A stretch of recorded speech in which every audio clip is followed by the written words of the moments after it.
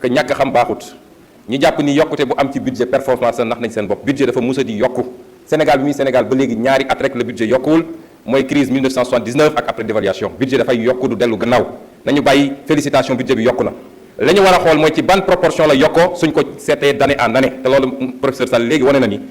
ñu ngi ci benn baisse parce que tendance bi ñu newoon génn nañ ci ba léegi wàññeeku nañ ci ñaari poñ muy benn. ñaareel bi ma ne na ngeen yërëm sénégalais yéen monsieur le ministre budget bi mun naa ne 86,8% recettes yi travailleurs yi ak ménages yi ñoo koy supporté 86,8%. entreprises yi Sénégal duñu fay suffisamment d'impôts te ñi ca nekk di def seen i luubal parce que li tax travailleurs yi di fay mooy dañ leen retenir à la source ñi ca nekk di def seen luubal bu ñu leen jàppee ba redressé ci ay milliards yow mi yaay jël sa big ne baal naa leen ko. gis nañu remise gracieuse yi gis nañu amnistie fiscale yi ak yeneen ci ay entreprises yoo xam ne yu solvable la ay milliards ñu koy sànni te booba jamono boutiquier bi nekk fii ci bopp koñ bi su fayul pataan 50 000 ngeen envoyé ñu tëj boutique am. yërëm leen sénégalais yi chaque fois su ngeen bëggee atteindre seen objectif lu ngeen di def créer de nouvelles taxes yoo xam ne ñan ñoo koy supporter c'est le petit peuple c'est les petits sénégalais et c'est les sénégalais d'en bas mais ñi war a fay duñu fay daaw lu ngeen def créer ngeen une taxe sur le ciment nga xam ne ñi koy supporter mooy sénégalais yi bëgg kër te mënuñu ko am wala ñuy tabax di góorgóorlu ren yéen a ngi bëgg a modifier les barèmes des redevances parce que 18% de bi ngeen bëgg a yokk ci recette non fiscales yi xam ngeen ni mënu leen ko am ca boobu jamono même ci biir travailleurs yi ñu war a fay impôt duñu ko wax keroog interpellé naa leen ne leen depuis code 2012 bi depuis code 2012 bi amatul ñu am droit commun incitatif amatul benn revenu du bu député du bu ministre du bu fonds commun du kenn kenn boo xam ne war nañ ko exonérer te tey député yi fi nekk man de 1500 lañu ma dagg impôt ci boobu jamono enseignant buy fayeeku 400 000 ñu koy laaj 70 000 francs d'impôt du yoon xaalis bi jëlee leen ko fi ngeen ko war a jëlee ji parce que xam ngeen fi niche fiscale yi nekk ñu dellu su ngeen demee ba war a nag évaluer mais prévision bi baaxul parce que 349 milliards ngeen yokk ci budget bi ci jamono jooju tey yéen a ngi 84 milliards de gap administration fiscale def liggéeyatul ndax politique directeur général politique directeur des domaines politiques ku xëy dem def seen meeting bu 100 millions ñëw toog moo tax gab yi di am ngeen boole soo boolee gab yi ak li ngeen wax nous sommes à plus de 450 milliards boo xam ne moom ngeen di laaj ñu yokk ko te xam ngeen ni mënu leen ko am ma dellu si ni su dépense jotee ngeen jël marché yeeg lépp jox ko tubaab yi jox ko étranger réew mi dañ koo tayle tey étranger yi pétrole bi ñu jaay ko zircon bi ñu jaay ko maa ngi jégalu parce que 3 minutes mënuñu ci wax li ñuy wax waaye. Monsieur le ministre le 17 septembre 2018 ay alkaati dañoo duggoon sama kër Ziguinchor di fa réclamer ay fiches de parrainage le 18 septembre 2018 nga dem RFM matin ne loolu musul am parce que sûreté section de recherche du intervenir à Ziguinchor du police du gendarmerie tegul tànk sama kër et que man damaa bëgg a victimiser wu. ñu jël avocat topp dossier bi le 6 février 2019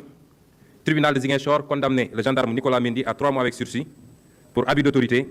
violation de domicile et voie de fait. ba ngay andi sa démenti da nga ne Sonko dafa bëgg a victimiser wu ba pare nekk ne nag ku bëgg a jiite réew mi war ngaa fexe ba di joxe des informations correctes. Monsieur le ministre, vous n'avez pas donné des informations correctes et dans un pays normal vous aurez dû démissionner de vos fonctions. Mais le pire c'est pas cela. Le pire c'est l'usage que vous faites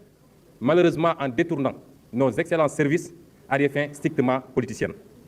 Ce Sénégal ne mérite pas cela et cela ne vous grandit pas.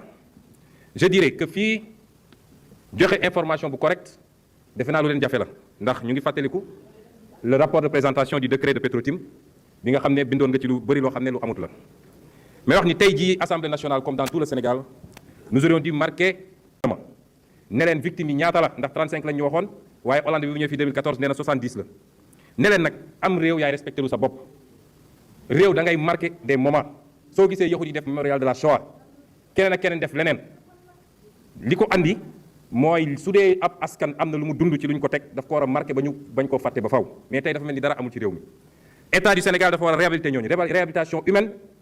mooy ñu fexe ba fosse commune yi nekk Thiaroye ñu sulli ko jox leen sépulture. réhabilitation mémorielle mooy les survivants yi nga xam ne dañu leen jugé pour trahison ñu rejugé et réhabilitation matérielle ndax seen i doom a ngi fii ba léegi fayaguñu leen France fayaguñu leen li mu leen war a fay te France boobu moo fi nekk di ñu jox des leçons de démocratie mais soo amee président boo xam ne nee na France dana doon jox dessert mel ni nous sommes des singes bonobo bu ñuy récompenser ak ay banana nit ñi mënuñ ñoo respecté ma tel ne ci liberté programme yi nga xam ne c'est pour corriger les déséquilibres parce que ñëpp xam nañ ni biir réew mi dañu leen fàtte woon soo jëlee fu mel ni Médina Yoro Foulah defe naa boo fa demee amul presque benn tali bu ñu goudronné ñooñu li ñu leen jox ci cadre PUDC ak PUMA tuuti na trop par rapport ak li nga xam ne ñu ngi koy jagleel les grandes infrastructures de Dakar loolu yëpp nag day traduire benn échelle de priorité boo xam ne moom la ñu bailleurs yi di imposer parce que bailleurs yi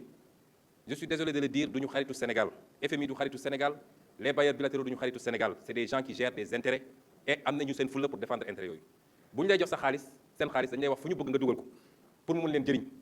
moo tax infrastructure yi ñu jiital ko ci éducation ci santé ci hydraulique ci agriculture jàpp nañ ni yooyu investissement bi du gaaw a ñëw bu ñu la joxee ne la joxal suñuy entreprise marché yi exonéré leen impôt et taxe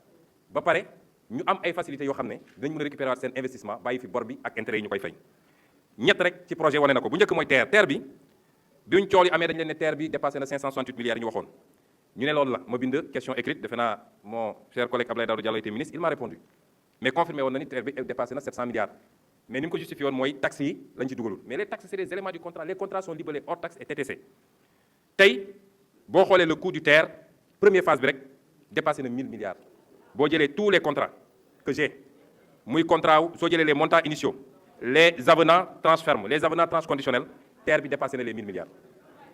deuxième élément bi muy les délais de livraison du TER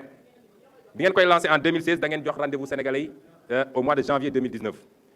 janvier 2019 bi ngeen ñëwee da ngeen inauguré TER laa ne bu Macky Sall duggee ci TER bi dem Diamniadio bu dellu see santatuma Sonko ne leen TER bi du daw fii ak mois de juin ngeen joxewaat rendez-vous mois de juin ne li ko waral mooy da ngeen def test 6 mois juin boobu ngeen joxewaat novembre passé na jusqu'à présent pas de TER loolu wane na ni gouvernance boo xam ne dañ koy lal te joxe de mauvaises informations au peuple loolu doxalul ab réew ñetteel bi mooy l'autoroute à péage monsieur le ministre dama bëgg a xam ndax Eiffage dafa am lu mu yëngal naanal leen ko wala est-ce que lan mooy problème bi parce que un ouvrage boo xam ne 354 milliards Eiffage def ci 65 milliards kese tey ñu jox ko exclusivité pour 30 ans. Merci bien. De chiffres dans vos différents documents et ça se traduit aujourd'hui par une situation qui fait que sur l'exercice 2017 nous avons accusé un gap de 161 milliards sur les recettes fiscales. Vous ne le démentirez jamais. Et ce gap-là va vous poursuivre. Et à la fin du premier trimestre 2018, on est déjà à un gap de 40 milliards sur les recettes fiscales. Ensuite, nous avons, et nous l'avons démontré, puisque personnellement j'ai saisi le FMI et je vous en ai fait ampliation, que sur les années passées, vous avez fait un dépassement de l'ordre de 216 milliards sur les ressources extérieures. Et c'est extrêmement gravissime. Ça veut dire que tous les chiffres que vous nous donnez, nonobstant votre rengaine habituelle sur les notations ou je ne sais quoi, tous les chiffres sont faux. Et voilà les causes de la difficulté de trésorerie, malgré les dénégations. Et ça conduit à quoi? Ça conduit à une frénésie de l'endettement, 61% sur le PIB. C'est inadmissible pour le Sénégal. Parlons des eurobonds. 100 milliards en 2009, 250 milliards en 2011, 250 milliards en 2014, 660 milliards en 2017 et 1184 milliards aujourd'hui. Et vous nous dites que vous n'avez pas de difficulté. Pourquoi cette frénésie de l'endettement? Pourquoi, dans le cadre de cette loi de finances-là, vous êtes encore dans cette dynamique de créer toujours et encore des taxes? Mais si on examine les 3 taxes que vous créez, prenons la première, la taxe spéciale du secteur des télécommunications. Elle vient remplacer une autre taxe de la même nature qui a été votée ici il n'y a même pas un an en 2017. Inspecteur des impôts régulièrement cité, c'est la plus citée d'ailleurs dans cette assemblée. Oui, je suis fier d'avoir été inspecteur des impôts. Et mon jeune frère Amadou Ba ici présent, c'est que j'ai été un excellent inspecteur des impôts. Il peut en attester. Ceci dit, monsieur le Premier ministre, vous n'avez pas répondu à mes questions et vous en avez insuffisamment répondu à d'autres. Les Sénégalais qui nous regardent en seront témoins. La structure de l'économie, la tertiarisation et la politique axée sur la substitution de l'exportation, il n'y a pas eu de réponse. Le dépassement sur les ressources extérieures et les manœuvres budgétaires, les mauvaises pratiques budgétaires, vous n'en avez pas répondu. La protection de l'économie, les APE, les francs CFA, vous n'avez pas répondu. Le pétrole et le gaz, moi j'ai écrit un livre de 252 pages sur le pétrole qui identifie les responsabilités de chacun, du Premier ministre que vous êtes, du Président de la République, du ministre des Mines de l'époque ici présent, et même du